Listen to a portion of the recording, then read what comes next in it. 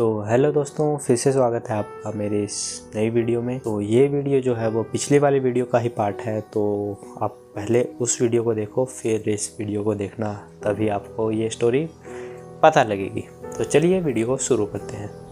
फ़कीर ने कहा कि मैं एक महान तंत्र के कार्य में लगा हूँ और मुझे एक वीर और होशपूर्ण व्यक्ति की ज़रूरत है। तुम वीर तो थे ही, अब होशपूर्ण भी हो चुके हो, और अगर तुम तैयार हो तो आज अमावस की रात है और आज रात तुम मरघट में पहुंच जाना। मरघट बेसिकली शमशान घाट को कहा जाता है।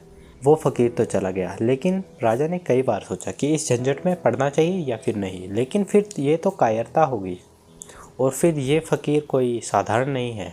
जैसे फलों के अंदर हीरे थे, न जाने मरघट में कौन सा खजाना छिपा होगा।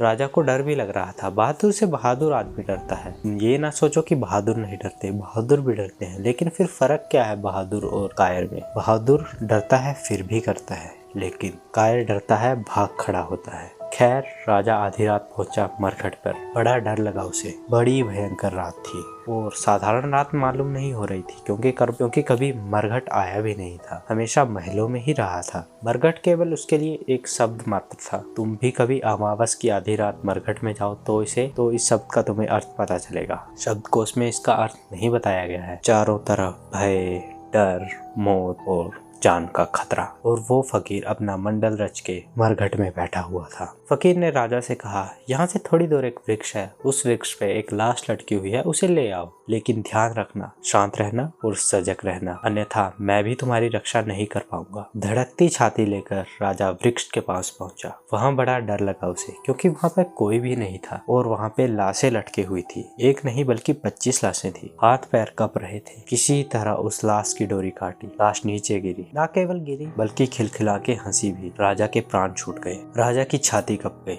सोचा था ये तो मुर्दा है, लेकिन ये तो जिंदा मालूम होता है। राजा ने उस लाश से पूछा, ये क्या मामला है, तुम क्यों हंस रहे हो? बस इतना ही कहना था कि लाश वापिस से पेड़ पे जाके लटक गई और बोली, अगर तुम शांत रहोगे तभी तुम मुझे उस फ़कीर तक ले जा सकोगे। तुम बोले और चूक गए। दोबारा लाश को गाड़ के नीचे लाया गया। बड़ा मुश्किल था शांत रहना, क्योंकि आदमी को जब डर लगता है वो कुछ बोलना चाहता है, बोलने से भी कुछ सहारा मिलता है। दोबारा लाश को काट के नीचे लाया गया। बड़ा मुश्किल था शांत रहना, क्योंकि आदमी को जब भय लगता है वो कुछ बोलना चाहता है, बोलने से भी कुछ राहत मिलती है। गीत गुनगुनाने लगता है, मंत्र जपने लगता है, कोई सहारा चाहिए। अब बोलना भी नहीं, शांत भी रहना है। भयंकर सन्नाटा और चारों ओर मौत। शायद इसीलिए आदमी अतीत की सोचता है, क्योंकि डरता है। वर्तमान के समय में जीवन भी है और मौत भी, क्योंकि वर्तमान में ही तुम जियोगे और वर्तमान में ही तुम मरोगे। न तो कोई भविष्य में जीता है और न ही कोई भविष्य में मरता है। बड़ा कस के राजा ने अपने आप को रोका।